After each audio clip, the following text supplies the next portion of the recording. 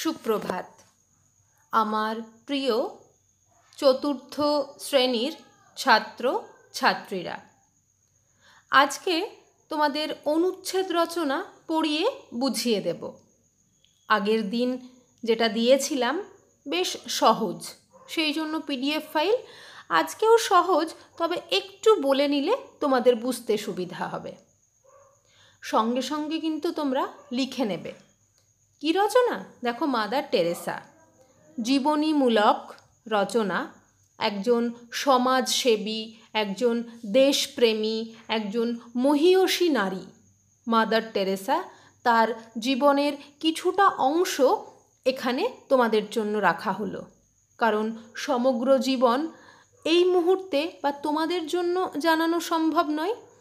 অনেক বড় ঘটনা, তোমাদের আরও ইচ্ছে থাকলে জেনে নেবে আস্তে আস্তে।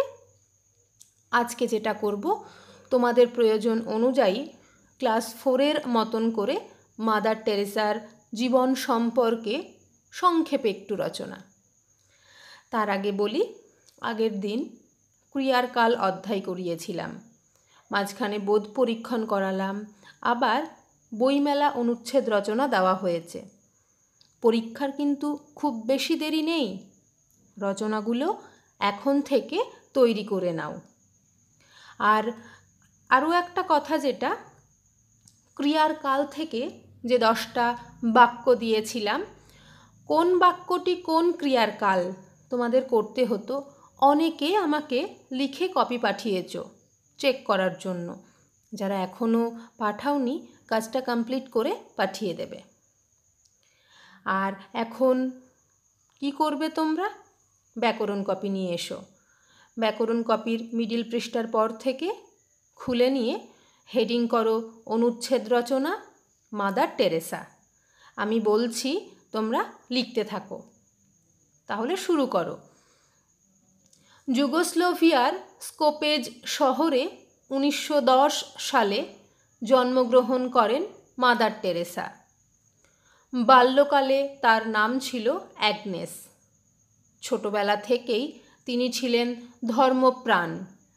বড় হয়ে ভারতের ধর্মীয় ইতিহাস ও এখানকার মানুষদের কথা শুনে তিনি ভারতে আসার সিদ্ধান্ত নেন।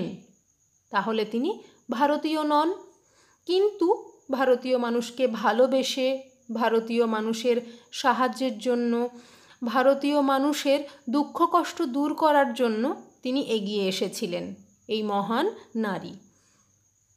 আরও একবার দেখো প্রথমের অংশটা। যুগোস্লোভিয়ার স্কোপেজ শহরে 1910 সালে জন্মগ্রহণ করেন মাদার টেরেসা। বাল্যকালে তার নাম ছিল অ্যাগনেস। ছোটবেলা থেকেই তিনি ছিলেন ধর্মপ্রাণ। বড় হয়ে ভারতের ধর্মীয় ইতিহাস ও এখানকার মানুষদের কথা শুনে তিনি ভারতে আসার সিদ্ধান্ত নেন। তাহলে এই অংশে দেখলে কত সালে জন্মগ্রহণ করেন, ছেলেবেলার নাম, এবং তিনি ছেলেবেলায় কেমন মানুষ ছিলেন একটু আমরা পরিচয় পেলাম। ধর্মপ্রাণ, মানুষের সেবা করতে, মানুষের কাছাকাছি যেতে পছন্দ করেন। আর বড় হয়ে যখন ভারতের এই যে ধর্মের ভিন্নতা, মানুষ এই যে আলাদা আলাদা, এই বিষয়গুলো হয়তো শুনে তার মনে আরও একটু বেদনাবোধ জাগ্রত হয়েছে। তিনি ভারতে চলে এসেছেন এবং ভারতীয় মানুষদের কত সেবা শুশ্রূষা যত্ন করেছেন, সেটাও কিছুটা দেখতে পারবে। এই মহান নারী বা মা হিসেবে যাকে অনেকেই চেনে, তোমরাও ওনার কথা শুনেছ বা শুনে থাকবে। যারা শোনোনি, আজকের এই অংশটুকু অবশ্যই রচনা হিসেবে মুখস্থ করো। বড় হলে আরও কিছু জানবে ওনার জীবনী সম্পর্কে। আরেকটা কথা, এখন যেখানে শেষ করলাম সেখান থেকেই কন্টিনিউ করো। ভারতে আসার সিদ্ধান্ত নেন, পাশাপাশি লিখতে শুরু করো। 1928 সালে তিনি কলকাতায় আসেন। কলকাতায় লরেটো স্কুলের শিক্ষিকা রূপে শুরু হয় তার কর্মজীবন। পরে সেন্ট মার্গারেট স্কুলে ভূগোলের শিক্ষিকা রূপে কিছুদিন কাজ করেছিলেন। এরপর তিনি সন্ন্যাসিনী হয়ে যান। 1946 সালে মাদার টেরেসা অনাথ শিশু ও দরিদ্র মানুষদের সেবার জন্য গড়ে তোলেন মিশনারিজ অব চ্যারিটি নামে একটা সেবা সংস্থা।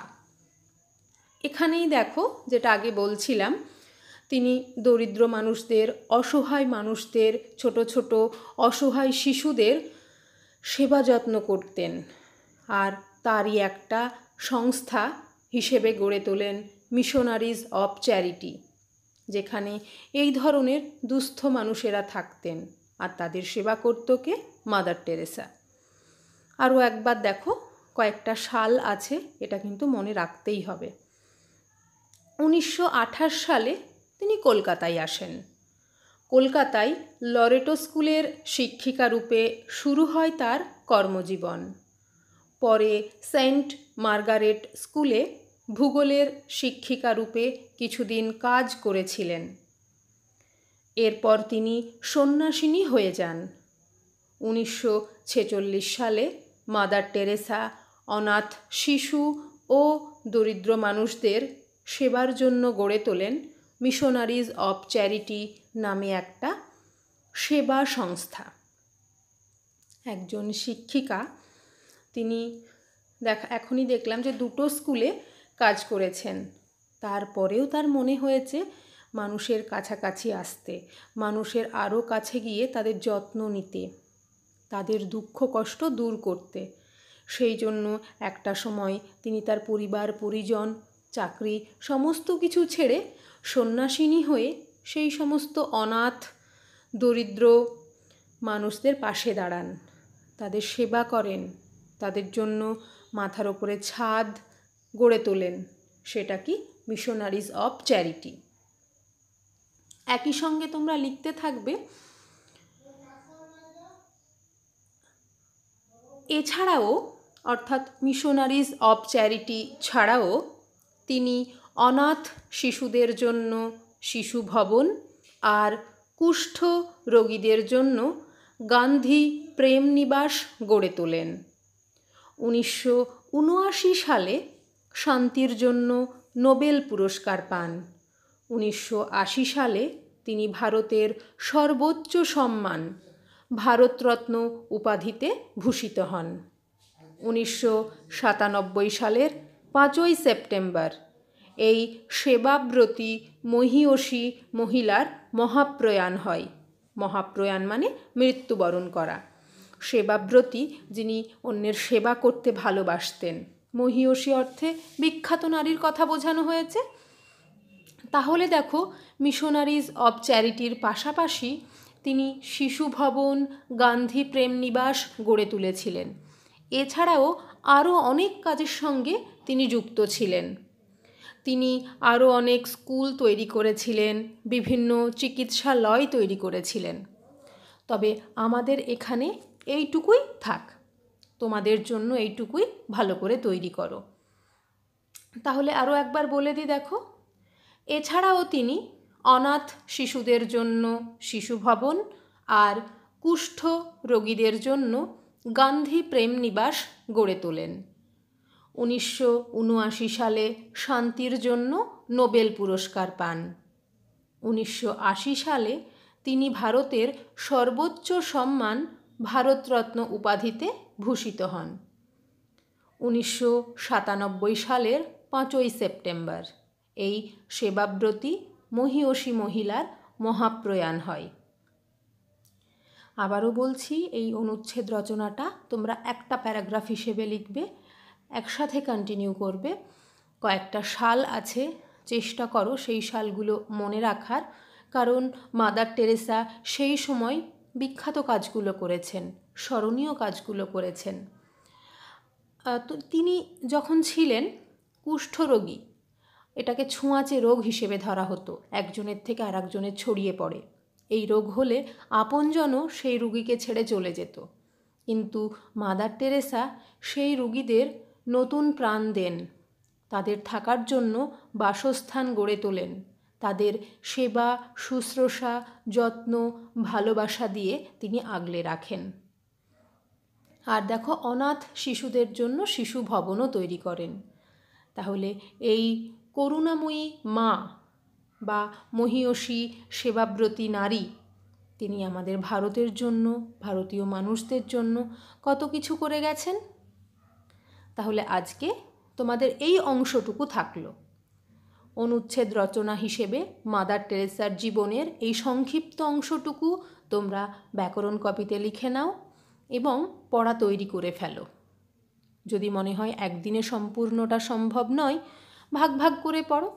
আজকে 5টা বাক্য, কালকে 5টা বাক্য, তারপর দিন বাকিটুকু। কিন্তু তৈরি করতে হবে, তার সাথে বানান, আর কিছু কিন্তু সাল তারিখের উল্লেখ আছে। সব মিলিয়ে তোমাদের কাজ থাকলো।